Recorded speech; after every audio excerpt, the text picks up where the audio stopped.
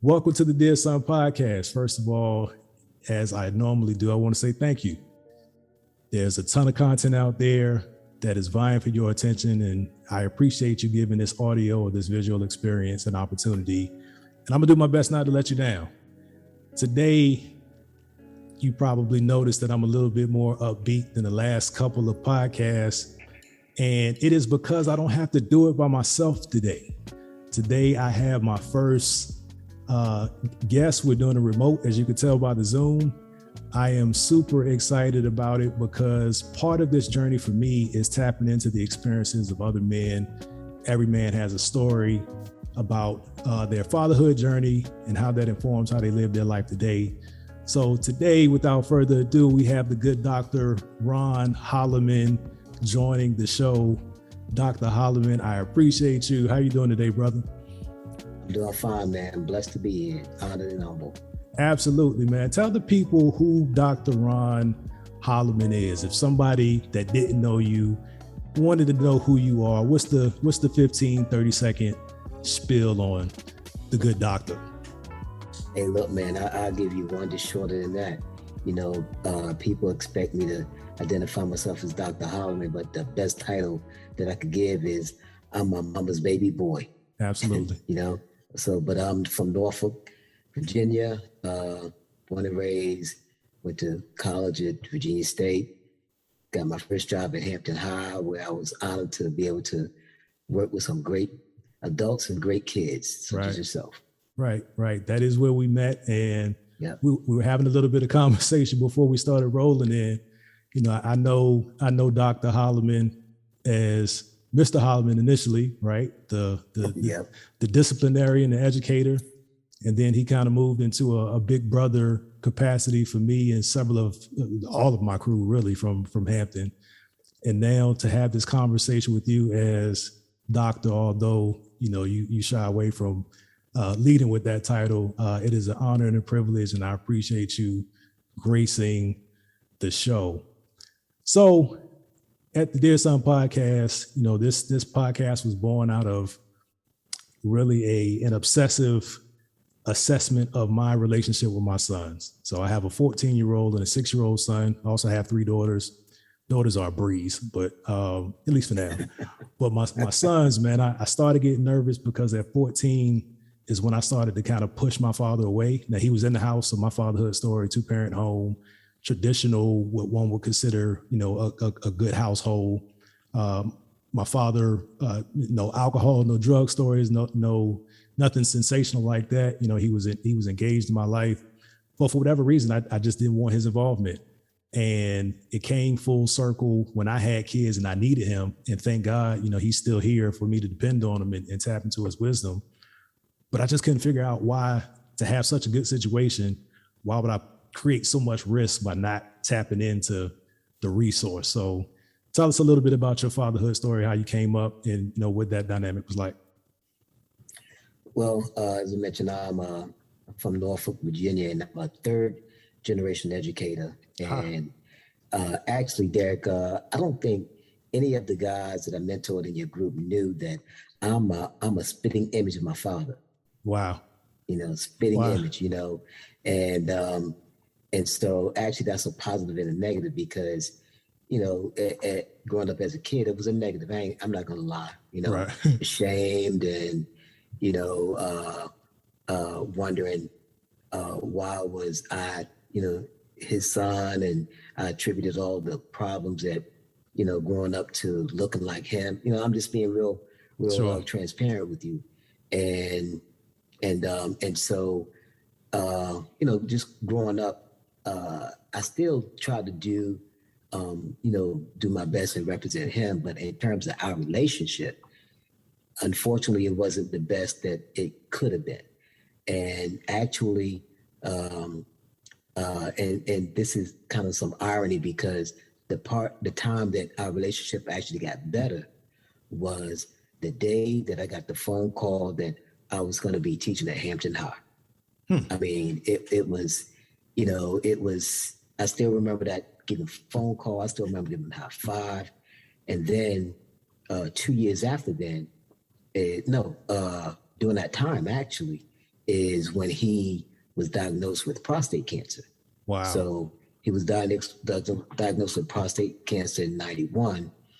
And like I said, our relationship got stronger when I began teaching because, he was a teacher. He didn't look at me as a son. He looked at me as as a kid that's in this profession that he wanted to mentor. And I'll never forget, one of the things he told me, like way back in, I want to say back in 89, is he said, always remember this. And you probably know this as a father. He said, always remember this. It's easiest to lighten up than to tighten up. And so wait.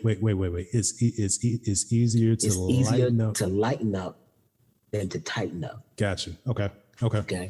Because it's kind of analogous to, kids are like a twig, but when they grow older, they become like a branch and they're harder to break, kind of thing. And so and that's actually the way that I kind of led my class because it gave me a chance to show boundaries, when I started off strong, whereas, if you start off kind of light, then the kids aren't going to take you, well, didn't take me, for, serious businesses. So Gotcha. It was more difficult to kind of tighten up, when, they had already gotten used to this light, chill person. Gotcha. And that really was the bedrock of my teaching career. Matter of fact, I even, shared that with some of the teachers that I supervised. And so, that's like I said, that's when we started clicking as a, not as a father-son, but as, as educators. And from that point, man, our relationship was the best. I mean, the absolute best. Absolute best. So and actually, man, I'm glad to say that it was the absolute best because during that time, I really didn't want to have a son to feel the way I felt towards my father, to feel towards me and ashamed. And so that's why I'm not a father, well, a biological father today. Sure. And I was going to correct you if you left it as you're not a father. You are a father figure to many and probably had more impact than any single father has just by nature of who you are and how you care for the people that you oversee, adults, young adults, and kids, man. But you know what's really interesting? And it just clicked when you gave that piece of your story about prostate cancer is that's what opened my eyes to my relationship with my dad that he's mortal. He's not going to be here forever because he was diagnosed with prostate cancer in 99. And at the time, I had made a decision to go out of town when he was having surgery. And there was a valid reason that he understood. It was for love, right? I was chasing love, and it was an event that I needed to be at rather than be by his side after his surgery. But some things happened during that weekend, and I ended up coming back early. And seeing him in the hospital bed was kind of that aha moment that I never really thought about until now, is that like he's mortal, right? I've been taking it for granted all of this time, and here he is with his major surgery, and I'm still finding a way not to be near him or by his side because I was putting myself first and my selfish wants and desires before that. I never knew that about you, but there's a commonality in our stories that I mean, for no other reason than the conversation we're having there, it would have been an unknown commonality. That's right. It's really interesting. So you mentioned kind of resenting looking like your dad.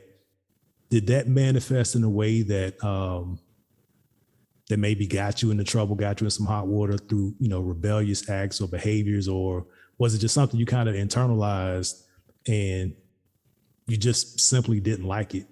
Did your behavior demonstrate that you really had that resentment? And I hope I'm not mischaracterizing it by calling it resentment. No. I know exactly what you're saying, and the and it's a I have an easy answer, Okay. and that's this. No, it didn't affect, it didn't manifest in my behavior. Okay. Because ironically, I had just like I had a lot of similar physical traits that my father had. I had a lot of other traits that my father had. Sense of humor, intelligence. I had a love for music. A musician. Love for people.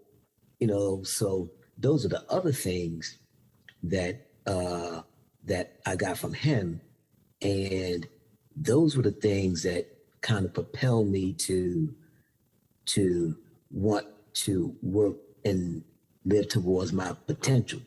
Got it. And so that's why I was saying it's kind of weird because even and even growing up, all the fellas used to love talk to Daddy Rich, because my father's name was Richard. Daddy Gotcha. Rich, Gotcha. fellas coming, Daddy Rich, what's up, Daddy Rich? And I love that, man. I mean, because like I said, that was a part of him. There was also a part of me, a people person.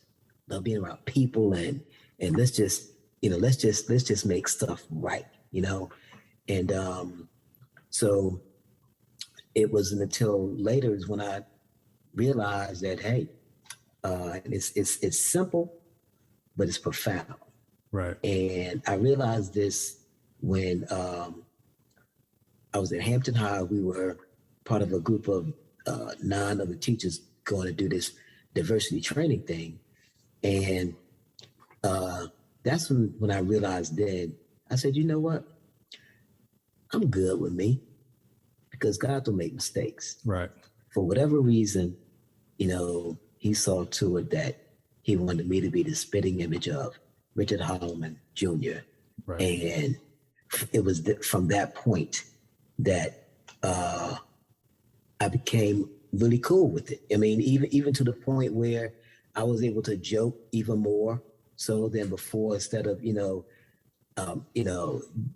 getting mad or acting like I'm thinking jokes are funny. But you know how it is when you're a kid, you laugh when you're really upset at jokes and things like that. But yeah, man, it's a good thing to look back and say, hey, I'm proud to be his son. I wish he was alive now. I could tell him, but gotcha. And that's that mortality thing is real, and that was going to be my next question.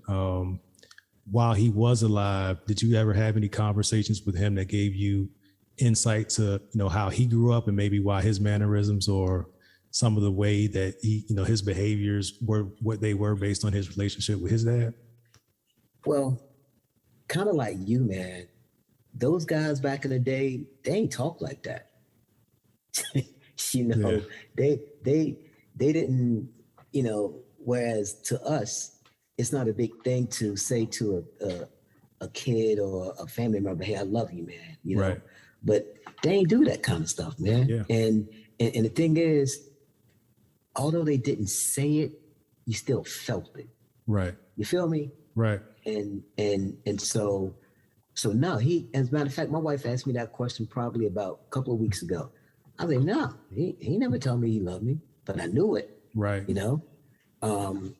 So yeah. So what changed with you? What was when did the switch flip that made you okay being affectionate, being open with telling people that you love them? For me, it was difficult.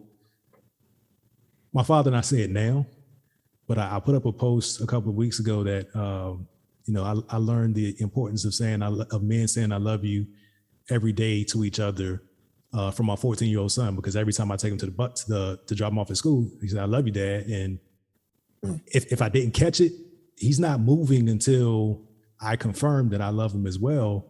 And I was like, man, that's wild, because I didn't teach him that. I love him and I say it, but I mean, on a daily basis at 14 years old, He's light years ahead of me emotionally, like in terms of emotional intelligence. Like he's in tune with his feelings. But for you, if that wasn't the example, how did you get to a place where this is who I am? I say I love you. I demonstrate it. I make sure people know. I hope you're ready for this one, bro. Let's hear it. That's the point of this podcast, man. There's nothing to hold back. If when you get a chance to look at my first 2 episodes, I am deep in my feelings, and it's not anything to be ashamed of. I really feel like I need to go through this process, and I just hope we can help some others with conversations like this in the process. But I cut you off. But how did you get there? Well, remember I told you he was diagnosed with prostate cancer in 91. Mm-hmm. Okay. Went through the surgeries, but unfortunately, again, men who grew up during that time, during that period, they ain't go to the doctor, and because they ain't go to the doctor, when he finally went to and the reason why he went to the doctor wasn't because of prostate cancer. The reason why he went to the doctor was because for some reason his right leg began to swell. Wow. And it was because of a high potassium level. Okay. And all of that was all related to the prostate cancer. Wow. And so it had spread to his back and spine. And so there were times when he was in pain. And so I remember this one time in particular. He's in pain, and he asked me to come and rub his back. So I went and rubbed his back. I rubbed his back. And just like a gushing well, those years that I spent being ashamed of him, bro, man, it came out in my crying, and it was so, it's like I was getting rid of all of that guilty feeling. Cleansing. Years and years and years of guilty feeling, coming out in the tears. Yeah. And all I kept saying was, I'm sorry, I love you. I'm sorry, I love you. And from that point, wow, we were good. Wow. We were good, man. That's something for me to process, just listening to the story. I'm trying to think, and thinking back on it, with my father's experience with prostate cancer, I probably still wasn't by his side enough, or as I should have been, because to me, he was presenting himself as he was fine, right? And again, he's from that old school, don't worry about me. But there's a danger in that, because you don't get to connect emotions with the moment, right? And then it becomes conversations like this where you're so many years removed and you can talk about it. But I just wonder, did him and I miss an opportunity to connect on the level that you and your father did? And that's beautiful, man, that it came out that way, that you were able to confirm, and he could affirm it while he was in his right mind. But that is a very moving experience. So from that point forward, it was just a decision that this is how you had to live your life. You weren't going to miss moments. You want to make sure that people. The ironic thing is we didn't even talk about that experience. We just from that point on, we just started to experience this new life with this person who I just realized is all right. Right. You know what I mean? Cool cat. Yeah. What's interesting is just thinking about, like, reflecting on the baggage that I carry, just trying to present this perception of a man that's tough. We get through anything, stack it on us. We'll take it until we break. like how much of actual life living that, like not living freely in who you are and being open and being connected with your emotions, like how much of life do we forego just trying to be tough because we don't have the tools? At least that was the case in my situation. The odd thing about my relationship with my dad, the one thing that he says about his father, who I never met, his father died when my dad was 20 or 21, and I came along much later, but I'm just like him, is what they say. and and that's, so clearly he was cool, you know what I'm saying? He was a cool guy, but it's this whole, like, the doctor thing, that's another episode. Dear son, take care of your health. But it's those things. We're so busy putting everybody else first, and we think that that's the right thing to do, and that's the noble thing to do. But it takes so much from us that we can't actually give the people around us the love and the affection, the attention that they need, because we're too busy trying to take the stress off of them. Man, it's weird, man. Being an adult is scary, bro. Hey, look, it's kind of like, have you ever seen those people when they have the plate spinning on the things, on the poles, and the job is to keep the plate spinning without one falling down. Story of my life. That's how I feel at work. So I want to circle back to third generation education. And clearly now it's a blessing that you landed in this field. Did you ever at any point resent like that family lineage of educators, and maybe there was an expectation placed on you that you were going to follow suit? Was it ever a point where you were resentful that you were on the education track? Actually, it's the opposite.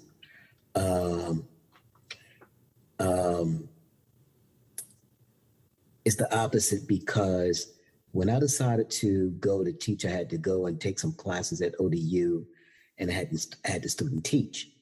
And the interesting thing is, when I had the student teach, I student taught at Booker T. Washington in Norfolk, where my father was a teacher.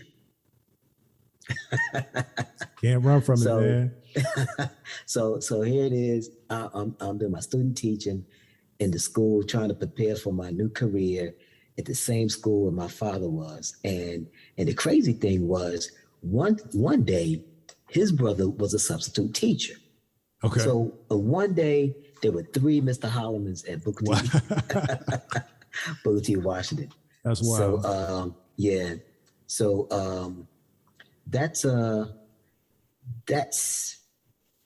that's where I got a lot of my influence from him, in terms of how he was as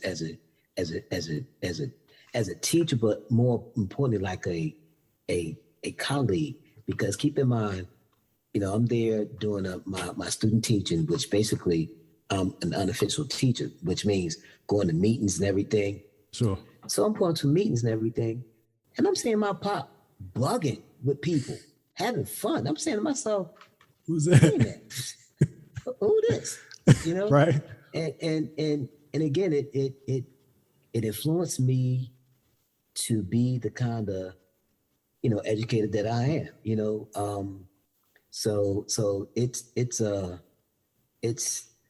just quite an honor, man, to follow in his footsteps. And I can tell you, when I was student teaching, the time that I realized that this was the right decision was I was being observed by the assistant principal. And the assistant principal, after she observed and we were meeting, she said, "You're just a born teacher." When she said that, and that was in 1990, when she said that, that's when I said to myself, okay, I'm proud to be a third generation teacher. And from that point on, I began, when I would introduce myself and, having a small talk kind of thing, I would say, yeah, my pop's a teacher, and, he taught me the ropes, and he was, his mom was a teacher. So, and it brought a lot of pride, as far as telling other people, what I did, and so because it felt like a family thing, kind of like a family business. You know what I mean? You feel Gotcha. me? I do. And so that's where the pride came, and so then came the the joy of working with kids that he worked like the kids that he worked with. He was at Booker T. I'll never forget. He came home and he said, "Man, you know what? I had this kid count $200 in my face because he was a drug dealer." Sure. And so that was the topic of discussion. Well, I get to Hampton High School, and in 1997, you probably know the guy. I may or may not. Well, you may have heard the name before. Yeah. I may or may not. Well, he had to get a job because that's what my class was about. You get a job, you get credit for the class and credit for the job. Kept saying, "Bro, you gotta come on, man. I gotta. I'm trying to help him, man. At least fill out an application. Give me something, bro. Give me something. You won't give me anything." And so the day when I had to, let everyone know how many credits they were getting, I told him, I said, "Hey, look, let me talk to you in my office, man." I told him, I said, "I don't think you're gonna make it, man. You ain't give me nothing to work with, man. I gotta prove that you got a job or leave a look, and you didn't give me nothing." So the next day he came and he said, "Can I talk to you in my office?" And he had a leather jacket on. I said, "Yeah." He said, "Can you close the door?" I said, "Yeah, sure." Man, he reached into his jacket. I said, "Oh, don't shoot me."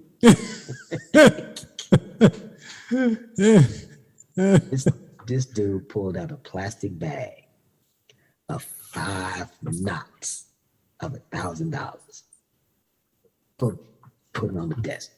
"See, man, I know you're a cool brother, and you scratch my back, I scratch yours. That's how we roll." I'm like, "Nah, man, I can't roll like that, bro." The bribe game in high school?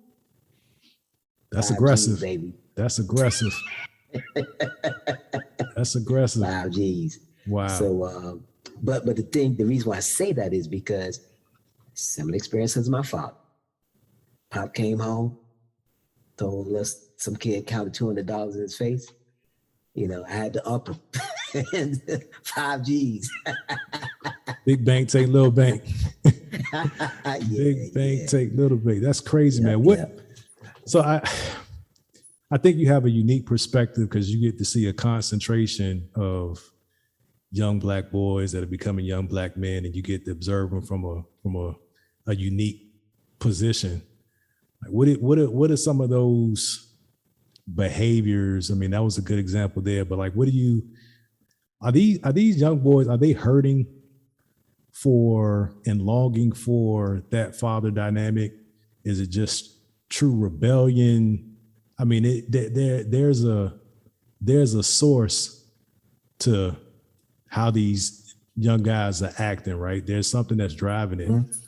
And I think back to my time in high school, everybody had that time when they were just doing, dumb things. But I wonder, because of your position, like, what are you seeing? Like, what's lacking in our boys that's acted out on, or you see the behavior manifested in the school settings?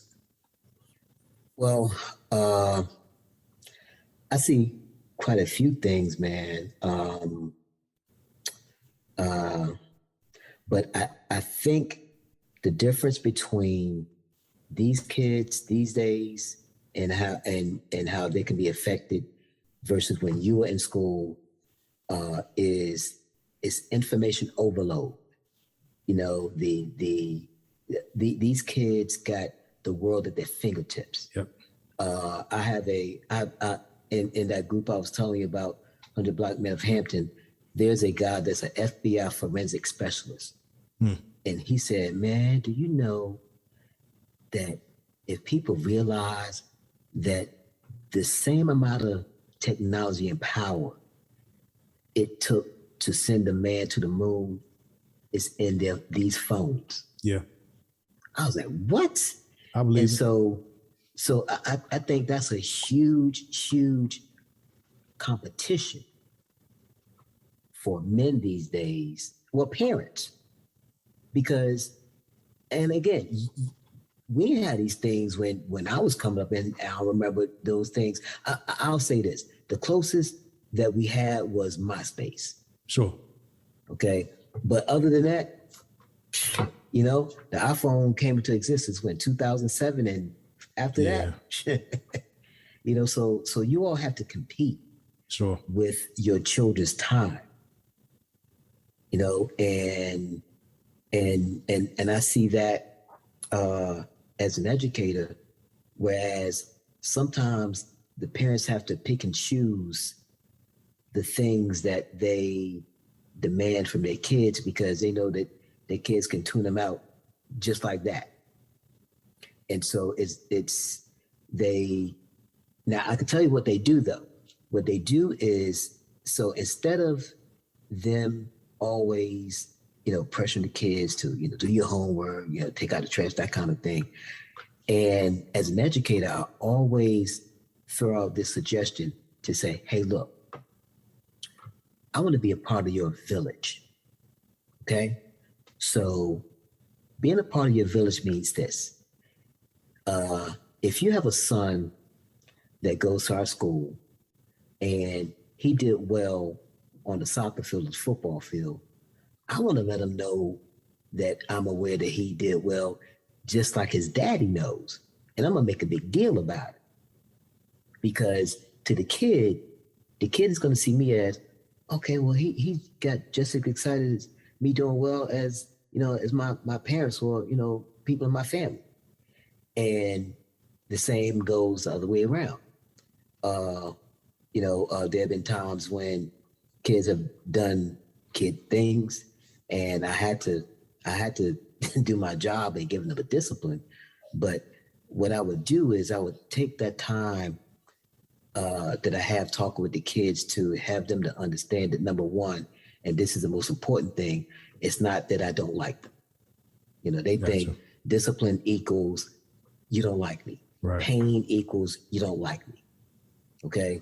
And so once I confirm that I understand that that's their perspective, then I'm able to talk to them in a way where they can put down their guard. Gotcha. And then begin to listen and see that, wow, this guy has an interest in me and he barely knows me. And so those are the things that makes your job, well, our job, difficult as caregivers and parents, because, you know, we just got to compete for something that's right there. Yeah. That's really interesting. That's one of the struggles I had with not just my sons, is how much technology to give them, because I'm a techie, right? I like the I like the new phone, but I'm mature enough and I have enough life experience to know how to manage it. But these things are natural to them. Like if you hand my 6-year-old son a device, he expects it to do nothing less than be able to download games, be able to watch TV, be able to watch movies, be able to connect instantly with his friends across the world. Like, these are the basic expectations of technology, and they're on it. And then you have all the influence, and it's hard to, you know, it's just the old, you know, don't let the I guess it was TV in my generation, but don't let the internet raise your kids. Yeah. But there's a very delicate balance that, you know, information is outpacing any interactions that a parent can have with their child. Man. And then you as an educator, I'm interested, like, where do you draw the line with your energy? Because like it's you can almost care too much. Well, I guess you can't, but I mean, there's only so much of your time and energy to be invested. And how do you negotiate where to draw the line? Well, you know, man, it's very interesting that you say that.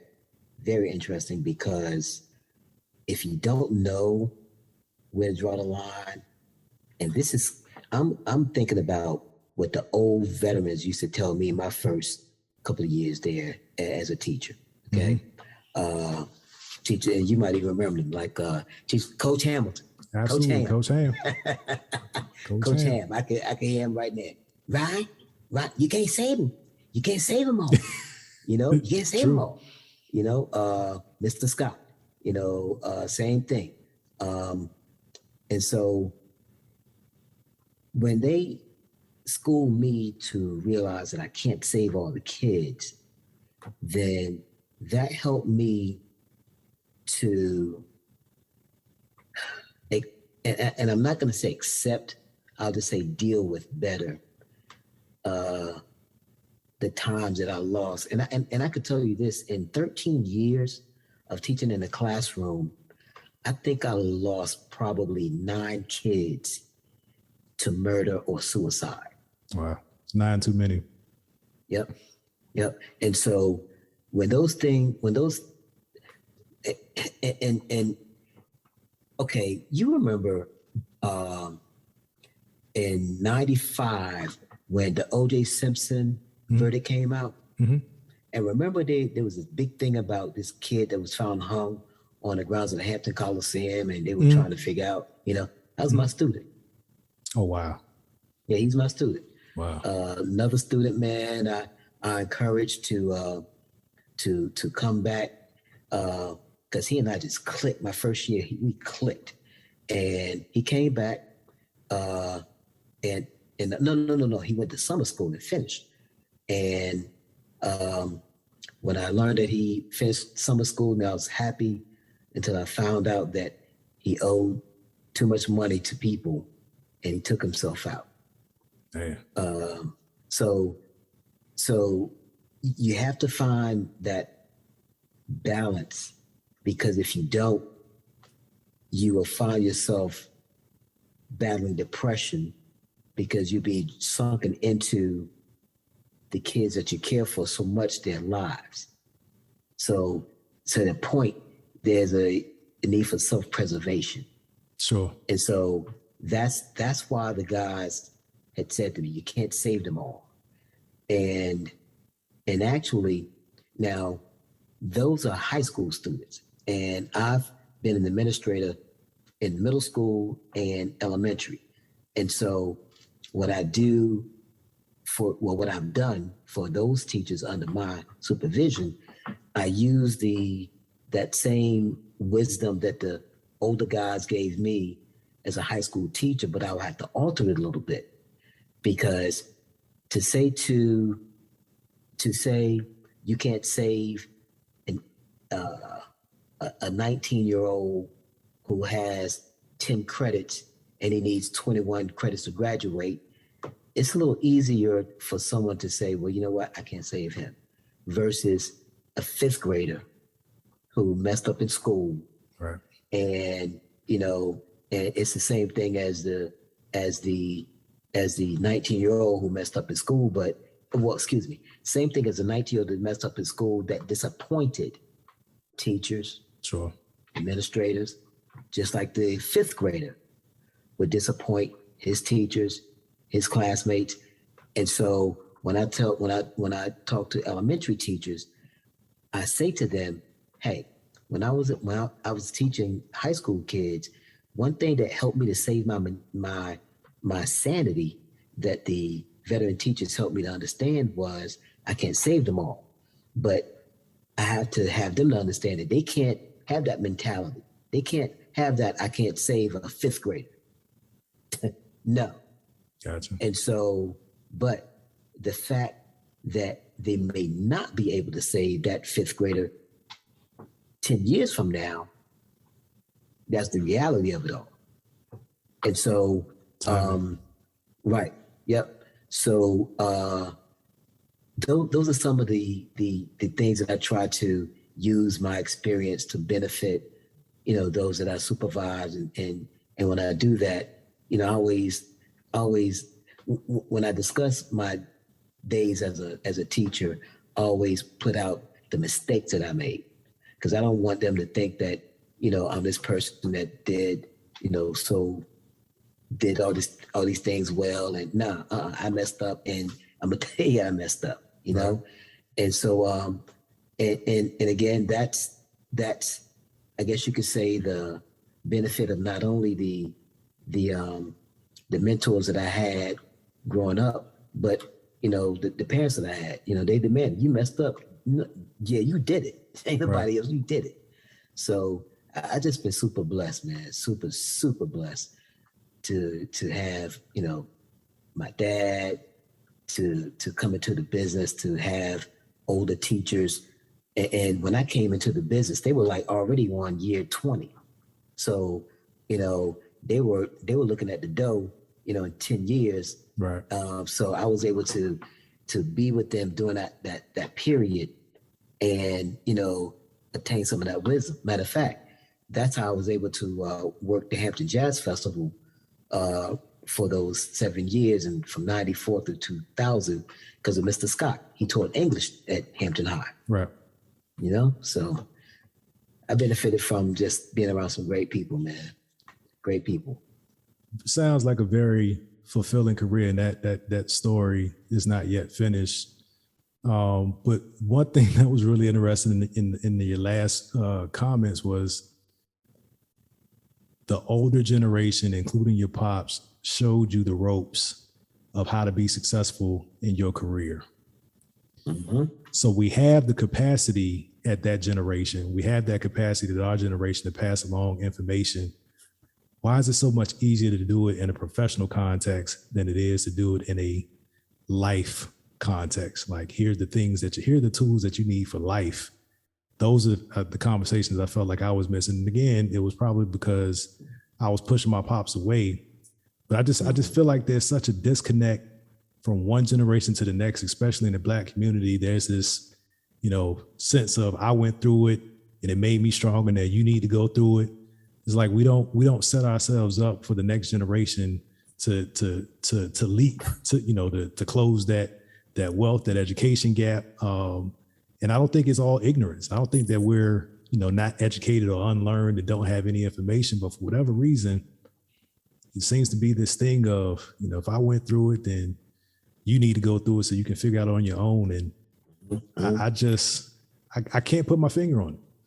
Well, I would suggest, and also to your listeners, man, I would suggest there are various books out there, but the topic is being able to understand the different generations. Okay, I'm sure you've heard the baby boomer generation. Sure. Mm-hmm. Well, there was a generation before them, and they were called a traditional generation. Whereas they did, as they saw life as being traditional, the woman didn't work, and so but the reason why I'm mentioning these different generations is because there are various characteristics associated with the different generations. For example, we already talked about one. When we talked about how men who were like my father's age and your grandfather's age, they just didn't talk about feelings and stuff like that, that was a characteristic of them in that either traditional or baby boomer generation. But the thing is, that's a characteristic of that generation. And each generation has a specific characteristic. Sure. Okay. And so as a matter of fact, I've also read that one of the characteristics and the differences of millennial parents versus either baby boomer or traditional parents is baby boomer or traditional parents, they didn't care if their kids liked them as human beings. That's True. why they talk about the feelings. True. And their main thing was, I'm a provider. True. I'm going to provide, I'm going to put food on the table. I'm going to have lights on, and it's kind of funny because, Chris Rock has a little comedian spot that talks about, fathers, they're providers, but you don't hear the kids say, Dad, thanks for these lights. Right. I'm really glad. I'm really grateful that that I can see, at night, and that kind of thing. Thanks for the food on the table, Dad. Yeah, kids don't say that. Yeah, you know what I mean. And so, but again, the differences in the generations and the characteristics associated are for the millennials. It's been said that their parenting style is more reflective of them wanting to be their child's friend. I believe it. And so therefore that's why, matter of fact, there was a saying that goes, stay in a child's place, that I used to hear all the time. Man, you got to go watch the last episode. I went on a tangent on that. Go ahead. I'm gonna have to, man. Listen, I'm gonna have to. But that's indicative of the characteristics of that generation. You know, you a kid. What you doing here? You know. All right. I gotta break the interview rule. This is not an interview. It's a conversation. So I'm not breaking the interview rule. But because you brought it up, right? The tangent I went off on the last episode about staying in a child's place is, I grew up hearing it. I grew up saying it. Where the heck is a child's place? Like, what does it actually mean? Like, from my perspective, a lot of times it feels like it's a cop-out to not explain something that you probably didn't get an explanation for in your life, so you don't think that your child is due that explanation. I think you're right on it. Okay. I'm not matter of fact, no, I think you're right on it. And the thing is, you got to be humble enough to realize that can happen to you, if that makes any sense. Yeah. It absolutely makes sense. Because I've said it. You know, like I grew up, I'm first generation out the hood, right? So my parents and my sister's 5 years older than me. She was born in the hood, but by the time I came along, we were doing a little bit better. Like, not necessarily middle class, but I didn't have the project experience. And my parents that was the bulk of their life, at that time. Of course, they lived much longer now, but I had to catch myself, like, in the kind of the premise, without going too much into the episode, was my son had an issue with how I was treating him. And the ultimate underlying concern was he didn't understand why. So it wasn't that I needed to treat him different in all cases. He wanted to know why. Like, he was like, he started feeling like he was always doing something wrong, because like how I called his name, like very stern, very sharp. And if he didn't do his chores, the penalty seemed to be a little bit more excessive than it was with his sisters. We had a real good conversation real emotional conversation about it coming into the new year. But it made me think, like, sometimes they need an explanation, because what I don't want to happen with my son is that you blindly accept direction your whole life. There's no negotiation about it. There's no frame of reference or context. And then you get out in the world and you say, nah, don't take that from nobody. Well, they took it from you their whole life, from somebody they respect. So that's what the tangent was. But I just, child's place.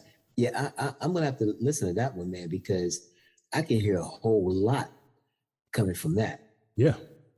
I mean, a whole lot. Yeah.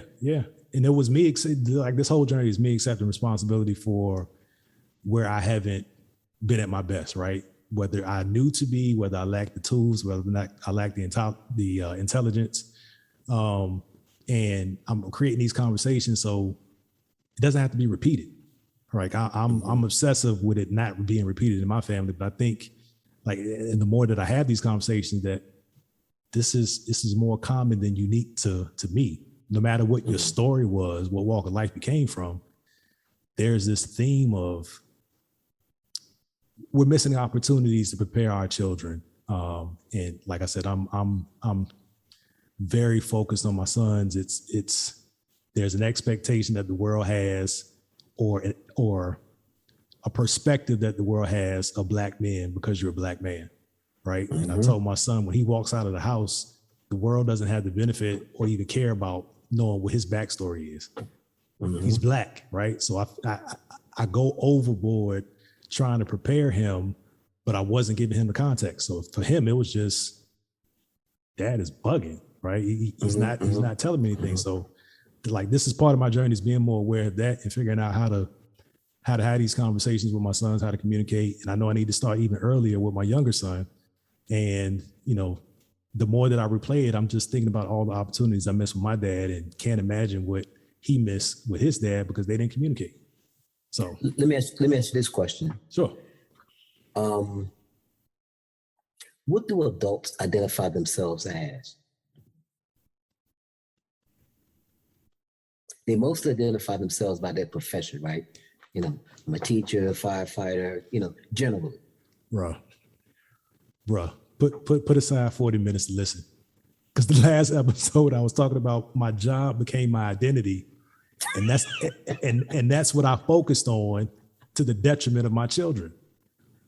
Because I could control my job. Like I could handle my job. I was good at it, still good at it. So I put all my stock in that, right?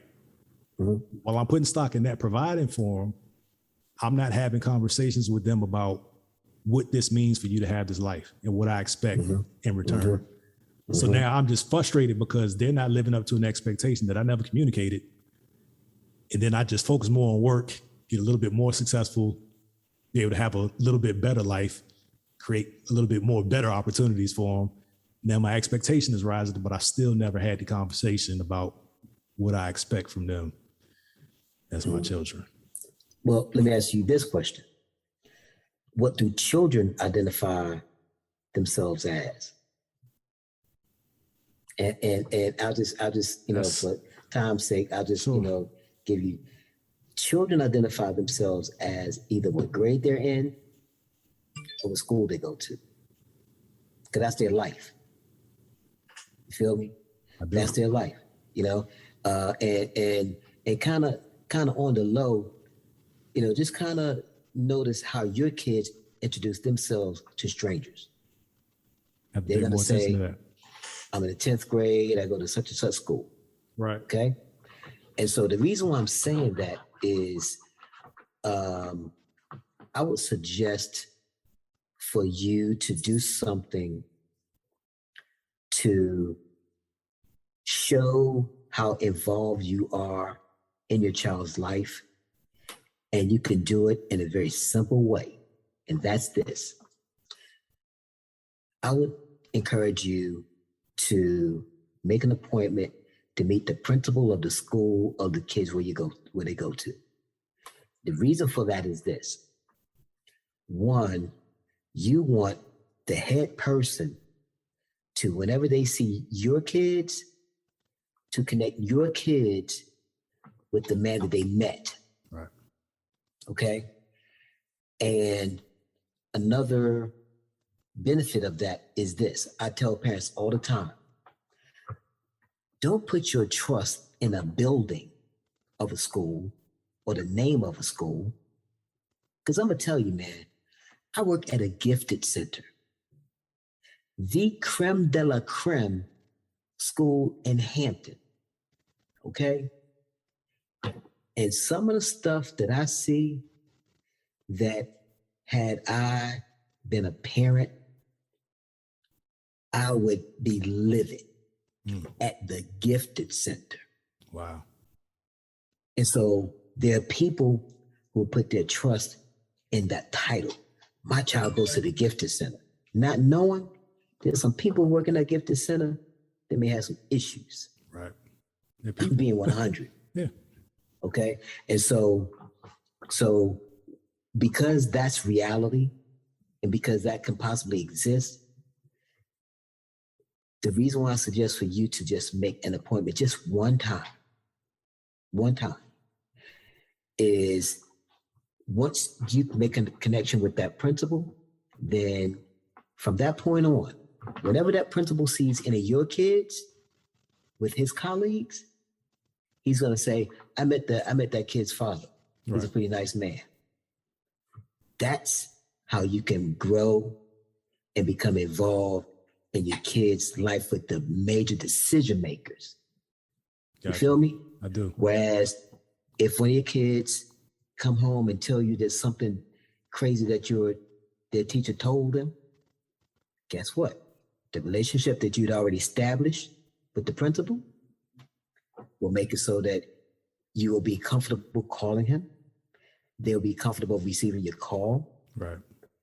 Mr. Johns, I really like the way that we addressed that issue the last time you called regarding your child. And so I would like to continue that positive relationship. Tell me, what do I need to do to make things better for you and to take away this anxiety that your child has given you based on what their teacher said?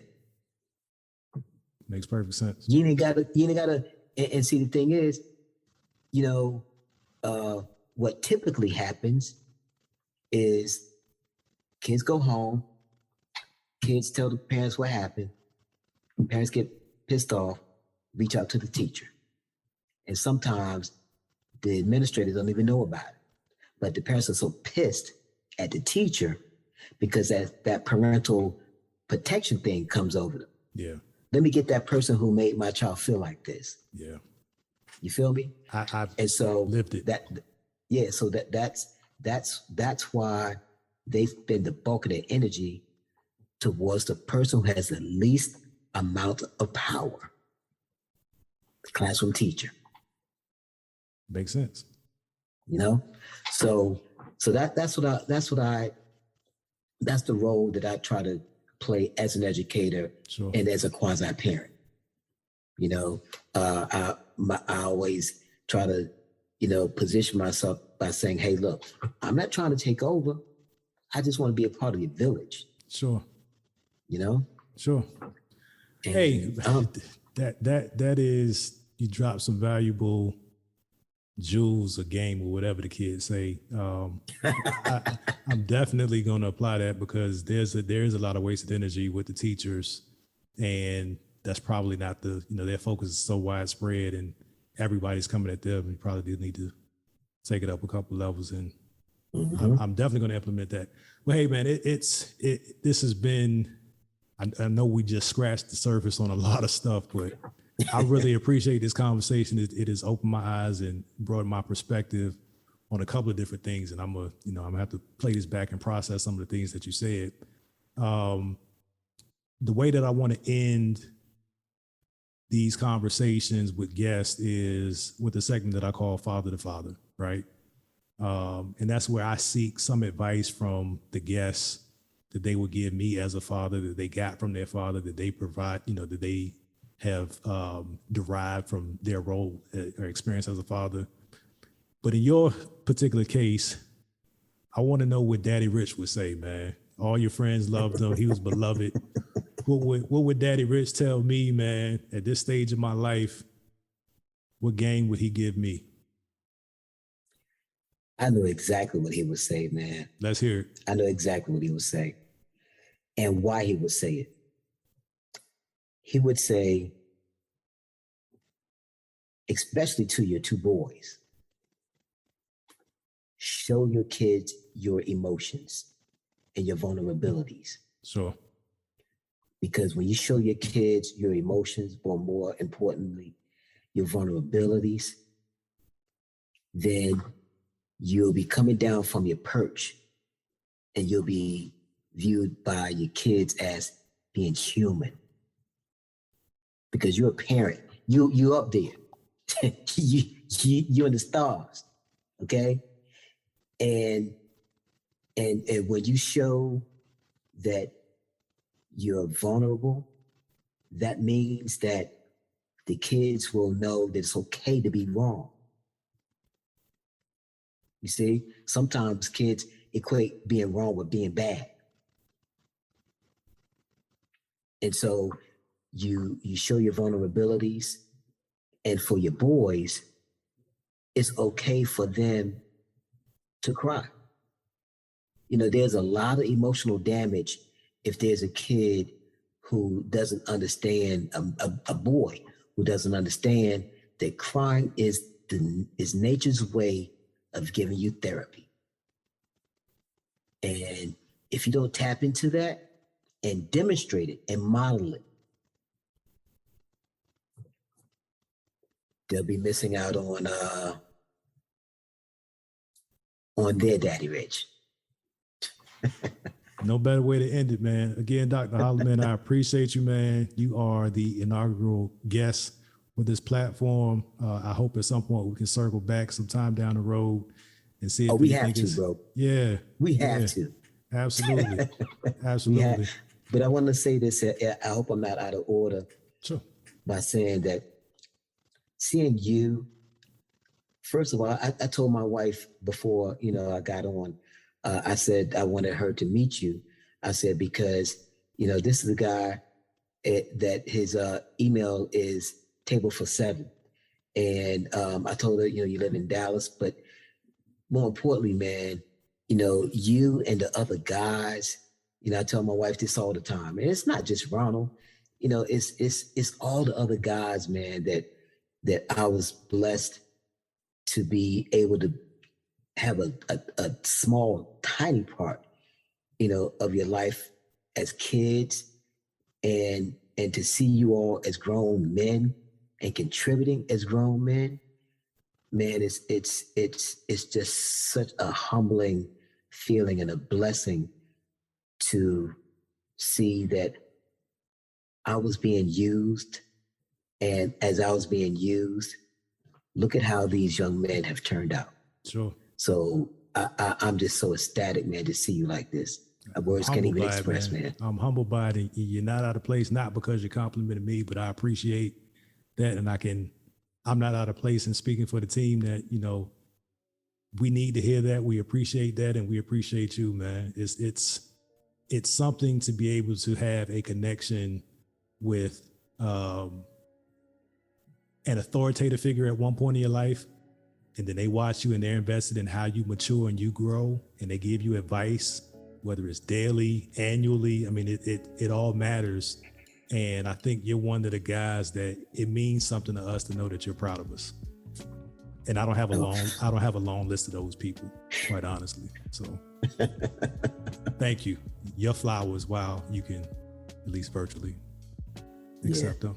So hey, look, man, please let's do this again. And if you could please do me a favor, I would want to check out your first 2 episodes. So if you could, whatever way, send that to me. Sure. And actually, I would like to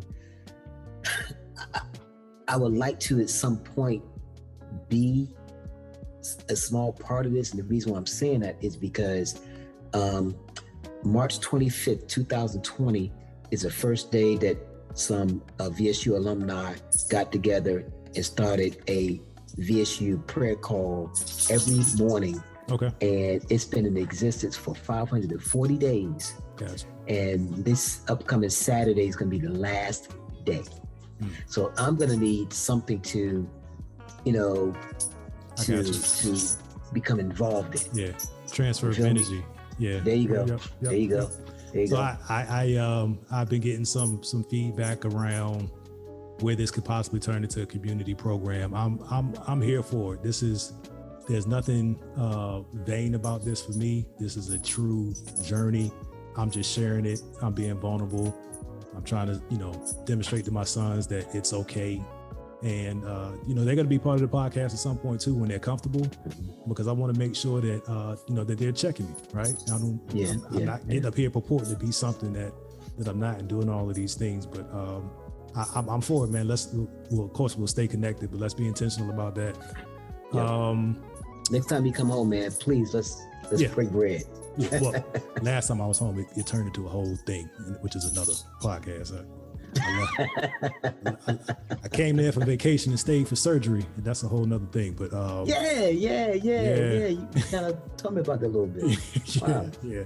All right, that's gonna do it for this episode of the Dear Son Podcast. If you made it to this point in the show, please make sure you make sure you subscribe and leave a comment. There was plenty in this episode that should have resonated with you at some point in some way, shape, or form. So make it known in the comments. I appreciate you, and God bless. Peace.